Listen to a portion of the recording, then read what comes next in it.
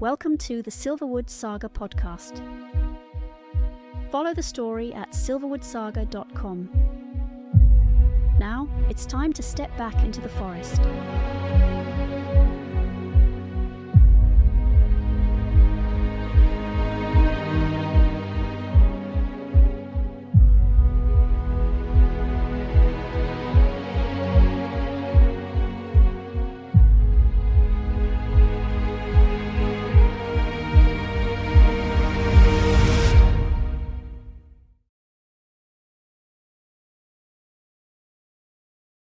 Jay's consciousness slowly returns, the world around him a blur of pain and confusion.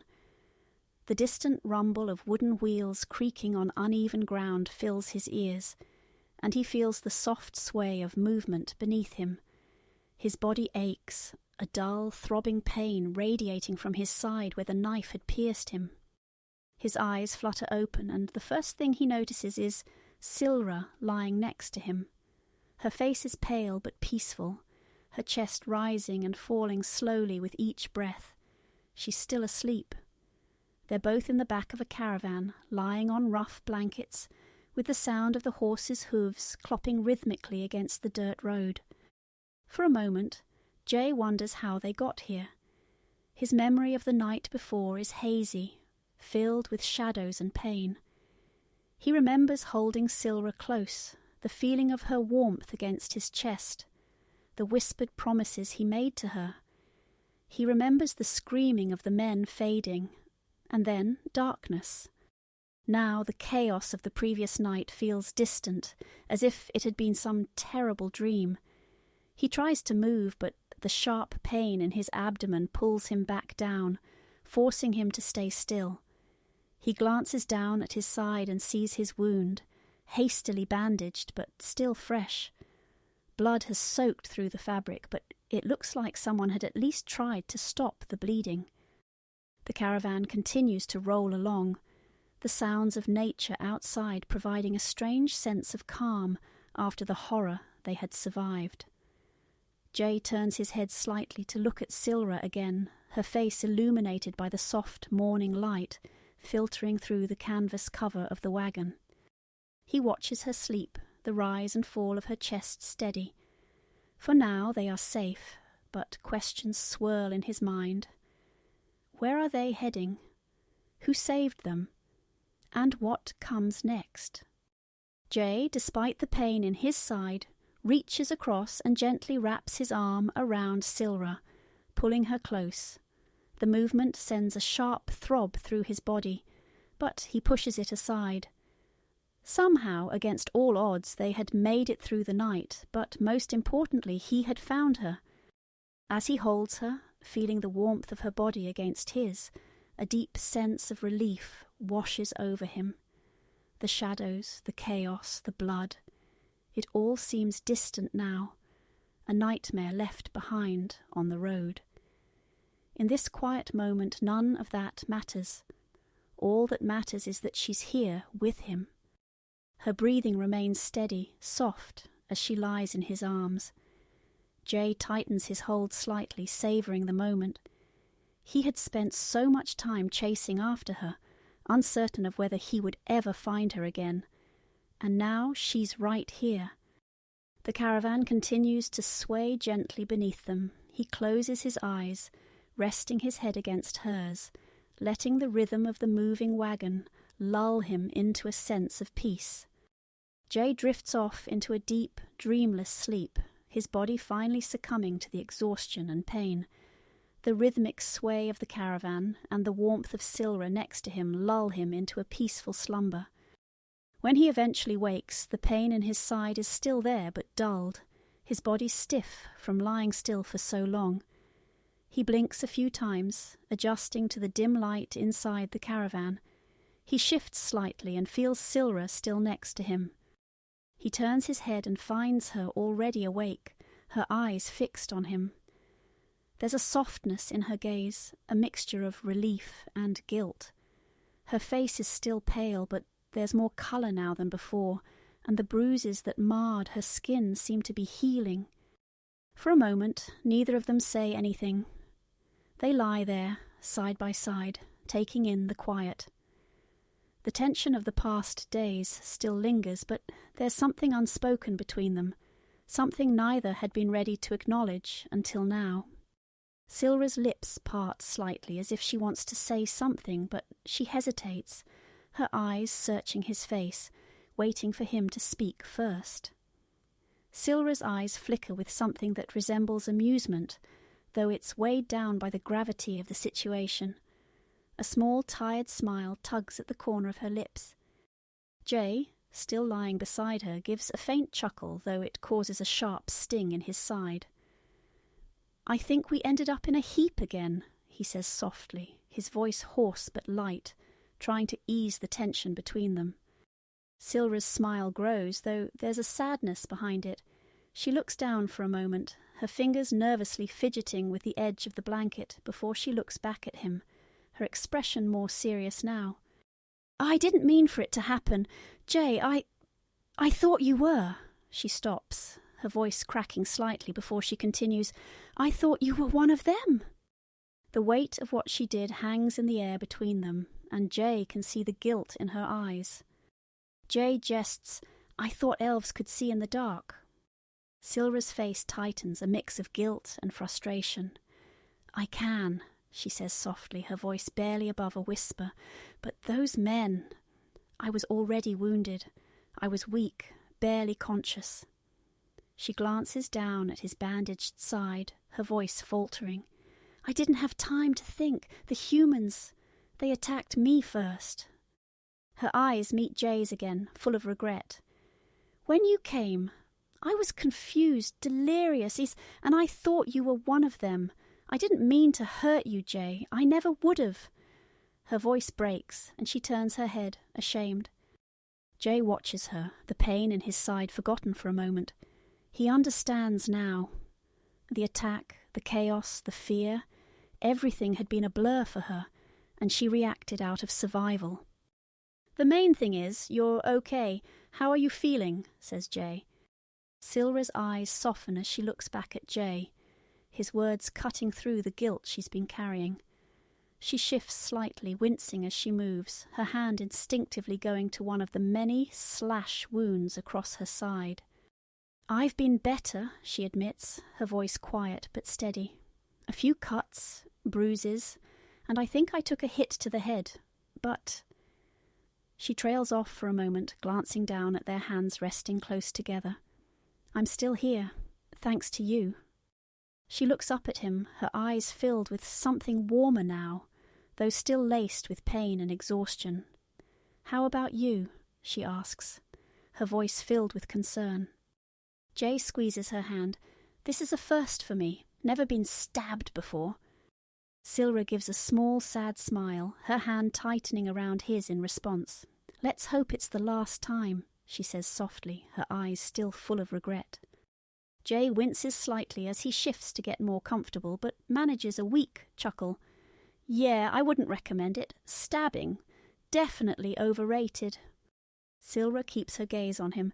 "You're handling it better than I thought you would." Jay shrugs slightly, though it sends a twinge of pain through his side. "Guess I'm tougher than I look," he jokes. For a moment they just lie there, hands clasped. Jay looks at her wounds. His face turns to concern as he says, "We need to make sure you're okay." He attempts to roll onto his side to get a better look. "Ouch, nope, that's a bad idea." Jay tries to move again. Sylra reaches out instinctively to stop him, her hand gently pressing against his arm to keep him from straining further. "Jay, don't," she says softly but firmly, her voice filled with worry. She shifts slightly, grimacing as her own pain catches up with her. "We'll both be fine," she continues, though there's a hint of uncertainty in her voice. "But right now you need to focus on healing too." The caravan jolts as it rolls over a bump in the road.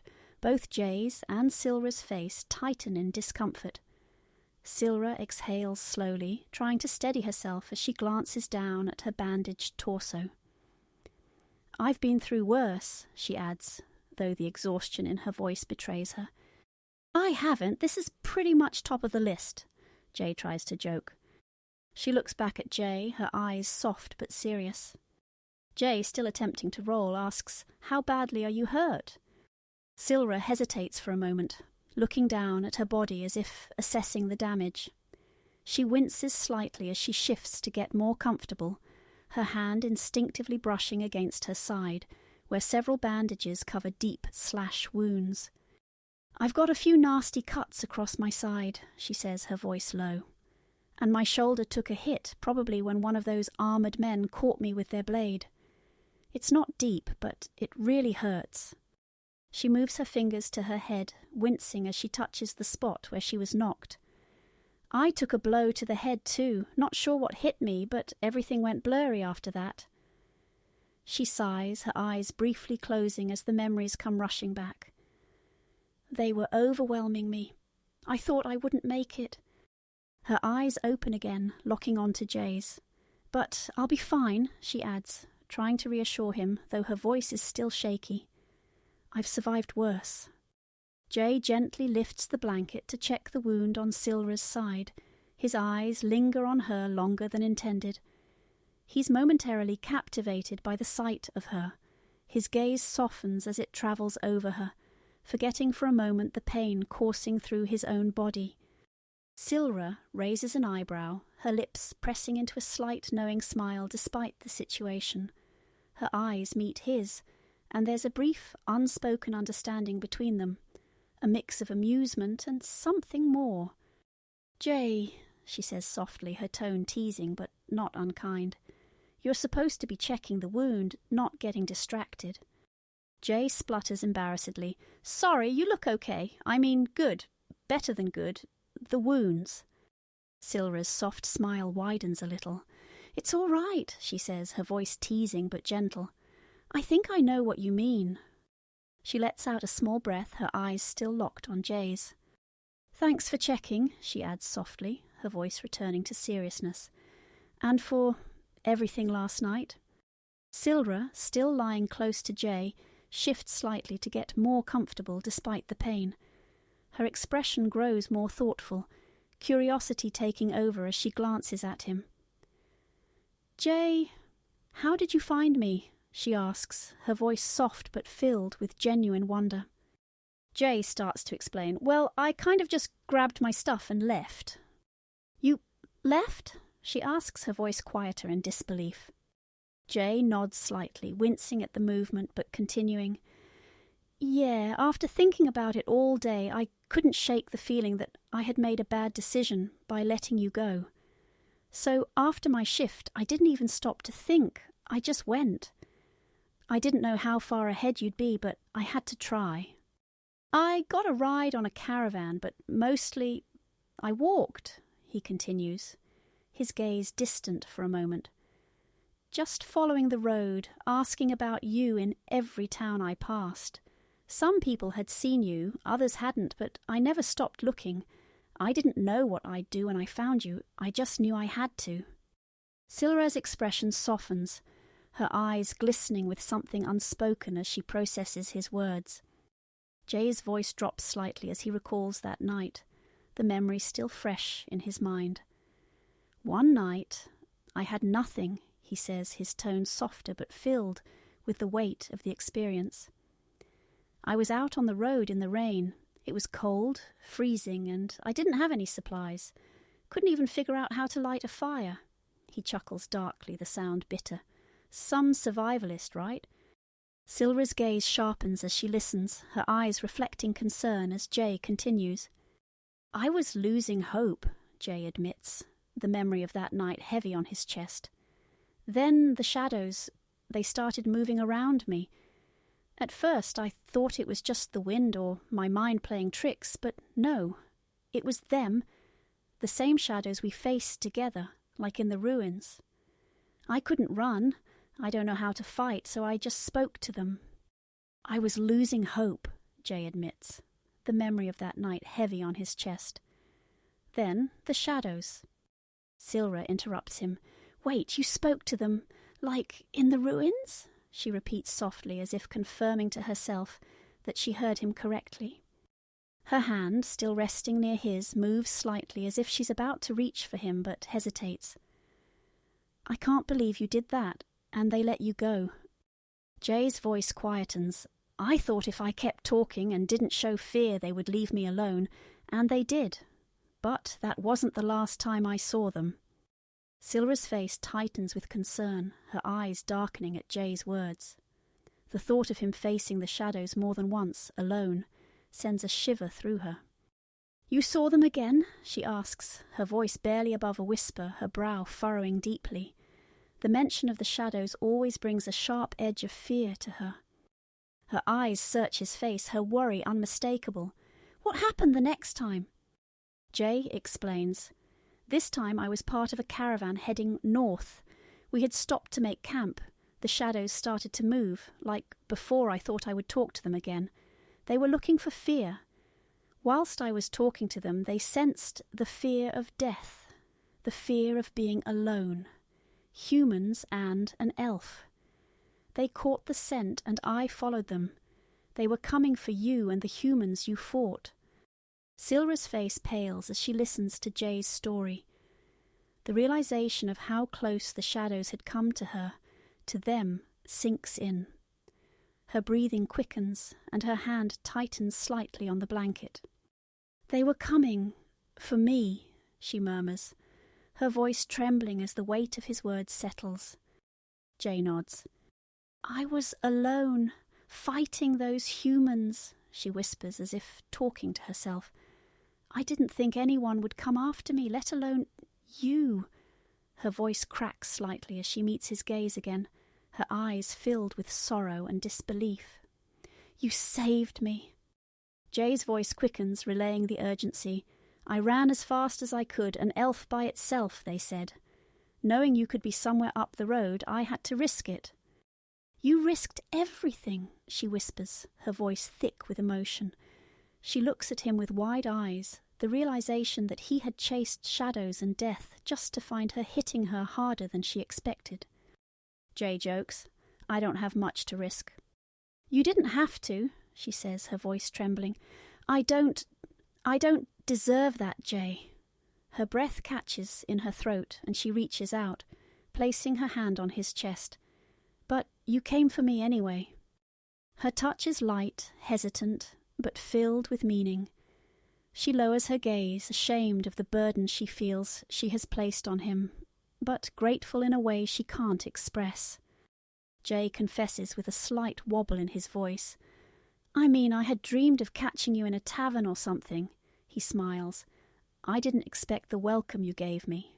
He looks down at his wound. Sylra winces at Jay's words, her eyes following his gaze to the wound she inflicted. Guilt floods her expression, her hand retreating slightly from his chest as she swallows hard. I didn't know," she whispers, her voice shaky, breaking. "When I saw you, I thought—" She falters, clearly struggling to find the right words. Her fingers twitch slightly, wanting to reach for him again, but can't bring herself to, not after what she's done. "I thought you were one of them," she finally manages to say, her eyes glistening with unshed tears. "I was terrified, Jay. I didn't realize it was you until it was too late." Her gaze locks onto the wound again, as if the sight of it is too much to bear.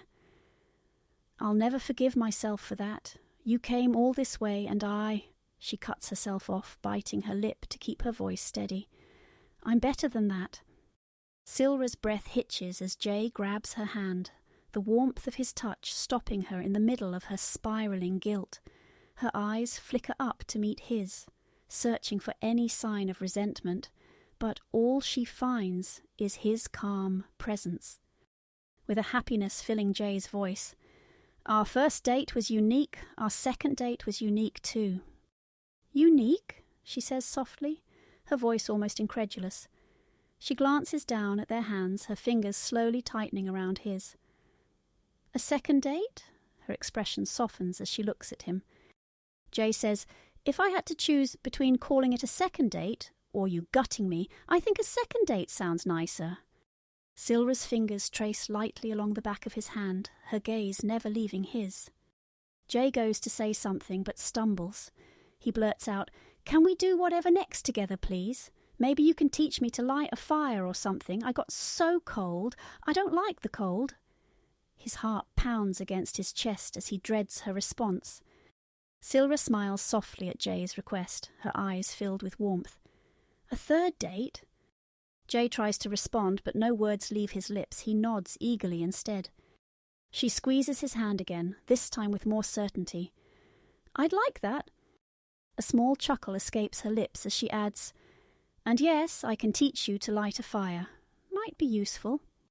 Jay's smile breaks through before he can stop it, wide, disbelieving, almost boyish. He takes a sudden breath as he realizes he has been holding his breath. Sylra laughs and the tension between them immediately eases. The wagon continues its slow journey forward. Jay slowly wakes to the gentle touch of Sylra's fingers brushing against his side, her movements careful but clearly filled with concern. His eyes flutter open, and for a moment he's disoriented, but then he sees her sitting beside him, inspecting the bandages around his wound with a furrowed brow.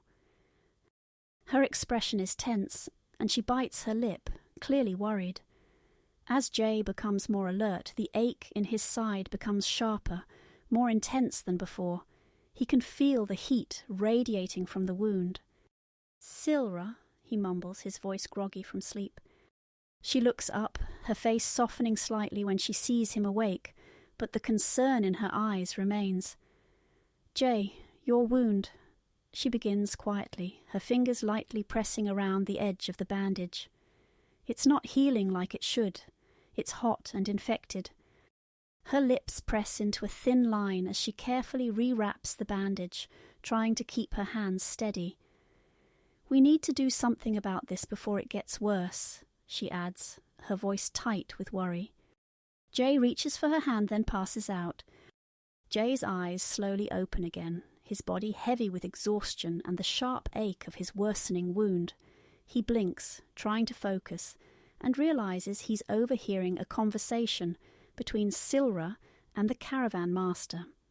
"I understand your concern," Sylra is saying, her voice filled with quiet determination. "But he needs help. We can't wait much longer. His wound is infected. And if we don't get to the next settlement soon, it could get much worse." The caravan master voice sounds familiar. "I know," he says, his voice firm but cautious.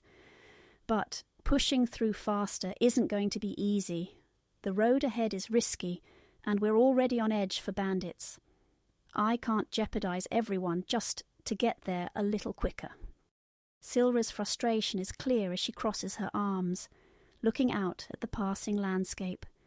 "He saved my life," she mutters, glancing back at Jay's prone form. "I can't just sit here and watch him get worse. Isn't there something we can do? Another route, maybe?" The caravan master sighs heavily, rubbing the back of his neck. "We're about a day's travel from the next settlement if we keep the current pace. If we push hard, maybe half a day, but that'll leave us exposed." Jay shifts slightly, wincing at the pain, but he's too weak to speak up just yet. Sylra's determination, though, is clear in her voice as she continues to press the issue. "I'll ride ahead if I have to," Sylra says, her tone hardening. "I'm not losing him, not after everything." The caravan master hesitates. Sylra hears Jay's faint whisper, her sharp ears picking up his words even as his voice fades, barely audible. "Together, do it together," Jay murmurs before slipping back into unconsciousness. She looks back into the wagon at him, her expression softening for a moment as his words sink in. Then she looks back at the caravan master, her resolve steeled. Sylra says quietly but firmly, "We'll do it together. We don't leave him behind, and we don't leave anyone unprotected." The caravan master studies her for a moment, clearly weighing the risks. After a long pause, he sighs and nods, his face grim but resigned. "All right, lass, we'll push ahead, but we're going to have to be careful." The caravan master turns to his crew, issuing orders to speed up the pace while keeping a wary eye on the horizon. Sylra climbs back in. The urgency of the situation sets in as the horses are urged forward, the caravan picking up speed despite the dangers that may lie ahead. Sylra kneels beside Jay again, taking his hand in hers. Her voice, soft but filled with determination. "We'll get you there." As the caravan picks up speed, each jolt and bump sends sharp waves of pain through Jay's body. He stirs weakly, his mind slipping in and out of clarity. The world around him becomes distorted, the pain and infection gnawing at his senses, twisting reality into something unrecognizable. Shadows flicker at the corners of his vision, dark shapes that seem to move on their own, growing and shrinking as if they're alive. The whispers return, faint but persistent, filling his head with disorienting sounds. He tries to focus, but the line between what is real and what is imagined blurs. Objects around the caravan begin to make loud, exaggerated noises. Every creak of the wooden wheels sounds like thunder in his ears. The clinking of armour from the caravan guards seems deafening, and even the rustling of the canvas cover feels like the roar of a storm. He blinks, trying to focus on Sylra, but even her face becomes difficult to hold on to. One moment she's beside him, the next she seems to flicker, her form blending with the shadows that swirl around the edges of his vision. The trees beyond the caravan shift and twist, their branches forming unnatural shapes, and every bump in the road feels like the ground itself is rising to meet him. Jay tries to move, to steady himself, but his body feels like it's made of lead, and the infection burns like fire inside him. "Sylra," he whispers, though his voice sounds distant even to his own ears. The shadows seem to creep closer, the flickers of movement growing more intense. In his delirium, Jay isn't sure if it's the same shadows from before or just his fevered mind playing tricks on him. Beside him, Sylra notices his increasing distress, her expression tightening with concern as she tries to calm him. She reaches for his hand, her touch steady despite the bumps and rattling of the fast-moving caravan. "Stay with me, Jay," she says firmly, her voice cutting through the noise. "We're almost there. You're going to be all right, I'll make sure of it." But to Jay, even her voice wavers as if it's coming from far away. The shadows dance around him, the noise is too loud, too overwhelming. Everything feels distant, surreal and terrifyingly real all at once. Jay slowly awakens, his head pounding, his body feeling heavy and weak. His vision is blurry at first, but as it clears, he realizes he's lying on a soft bed, surrounded by the dim, calming light of candles. He tries to move, but the pain in his side flares up, though dulled from whatever treatment he's received. A gentle but firm hand presses against his chest, urging him to stay still. Jay turns his head slightly and sees a figure in white robes, a priest of On, standing by his bedside. The priest's face is kind, with deep, set, wise eyes and a warm smile meant to keep him calm. The priest has been tending to him, and now that Jay is awake, his concern is clear. "You've been through quite an ordeal, my friend," the priest says in a soothing tone, "but you're in the temple of On now. We've been giving you medical aid, cleaning the wound, reducing the fever.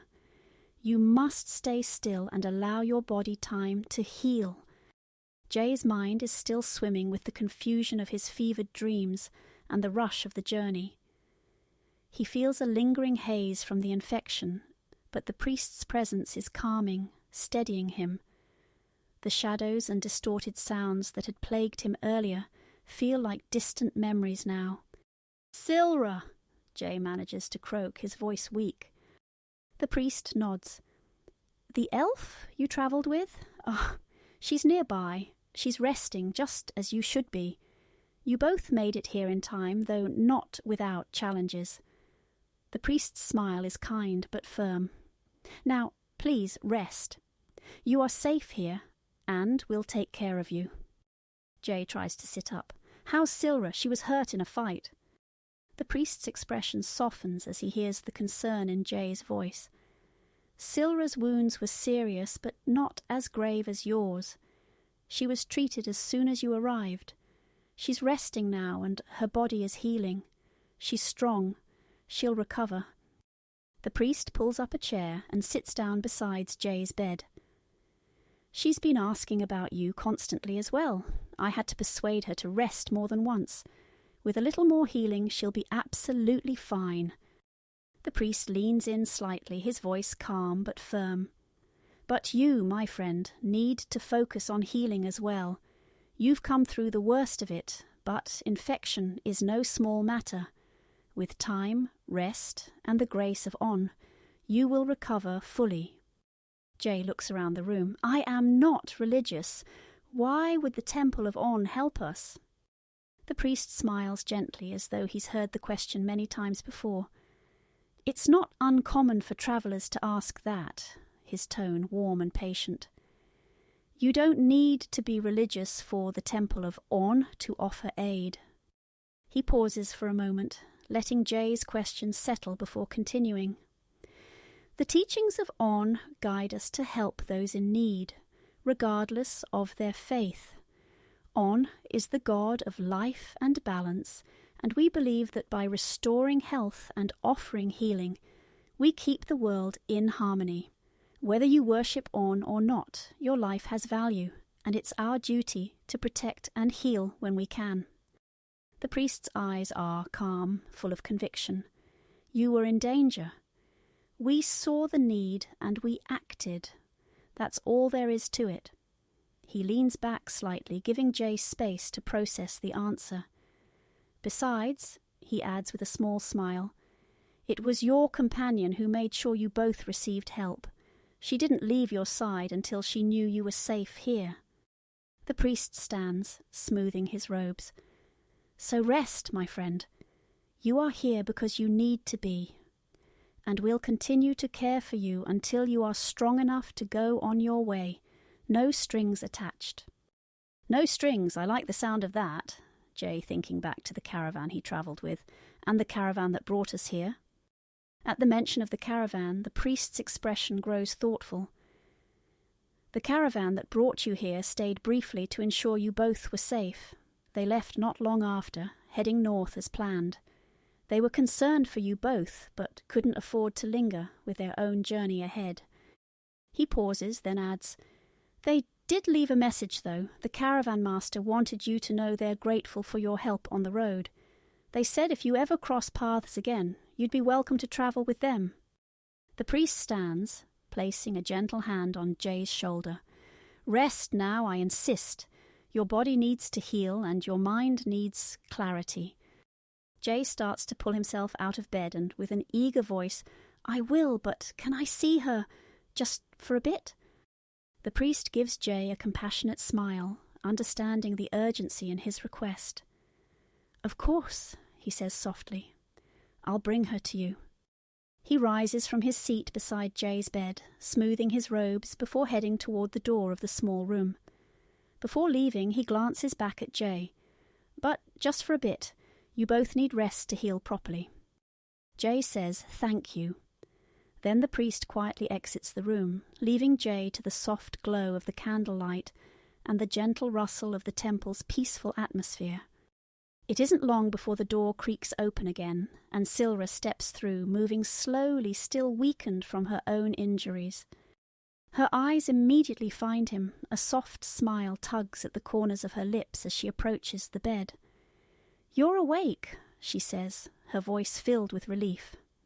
She moves to sit by his bedside, her hand lightly brushing against his as she settles beside him. "How are you feeling?" The priest stands by the door, giving them space while watching carefully. Jay opens his mouth, but there is a moment before he speaks. "I'm at a loss for words. Physically, I've been better. Honestly, I don't think I've ever felt this bad. But mentally, just knowing I found you again, it was worth it." Sylra lets out a soft chuckle, her eyes shining with both warmth and concern. Well, I can't say I've ever been in better shape either, she replies, her voice gentle. Her hand lingers on his, her fingers lightly tracing the back of his palm. For a moment she just sits there, quietly studying him. There's a hint of guilt behind her smile, knowing what she did, but also an overwhelming sense of relief. I was so worried. When they told me how bad it was, I didn't know if you'd wake up. Her hand tightens slightly around his, and she leans in closer. I'm glad we're both here, in one piece. Worse for wear, but here. She gives him a faint smile. Jay hesitates, then says softly, I should have left with you. Maybe if I had, things could have been different. Her hand tightening around Jay's. Maybe, she whispers, her voice soft and reflective.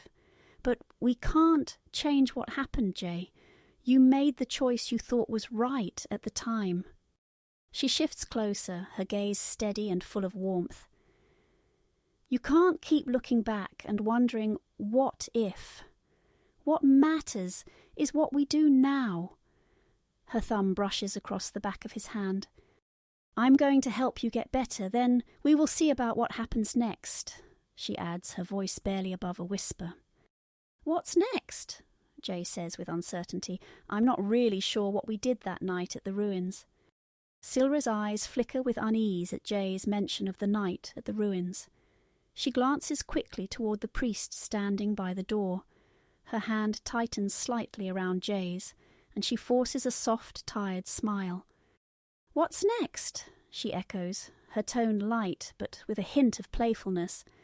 Well, first you're going to finish healing, because I don't think either of us is in any condition to run off into more trouble yet.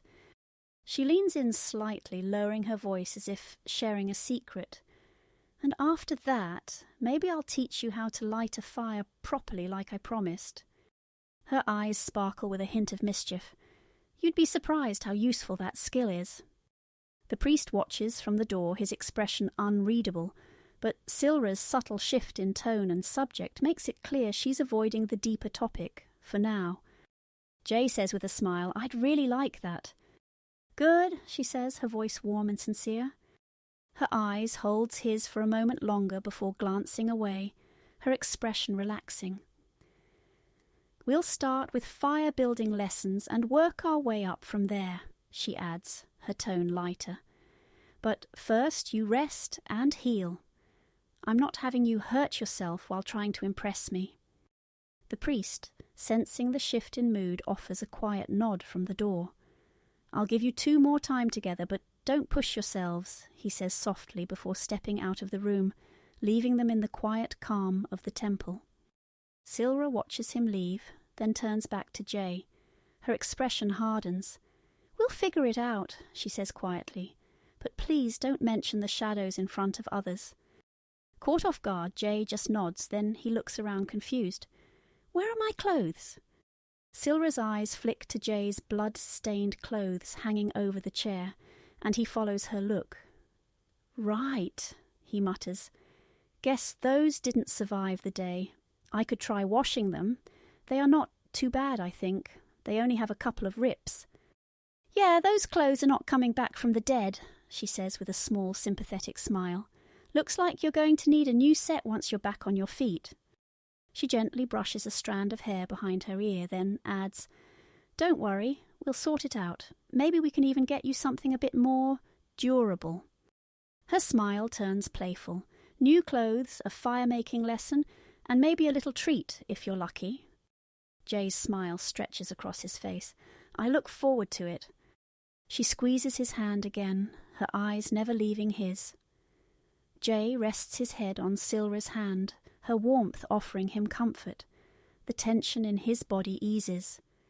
His eyelids grow heavy, and within moments he slips into a deep, peaceful sleep. Sylra watches him quietly. Her hand gently brushes the back of his head.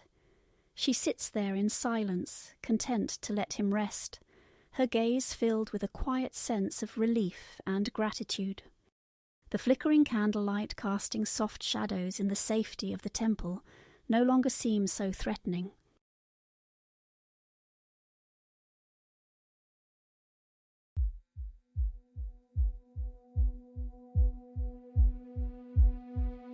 Thank you for listening. I'm creating and sharing this story on my own, so your support genuinely means the world to me. If you enjoyed this episode, please share it and leave a review wherever you listen. Those small things really help support me. For updates, or if you'd like to read the story instead, visit silverwoodsaga.com. Thank you.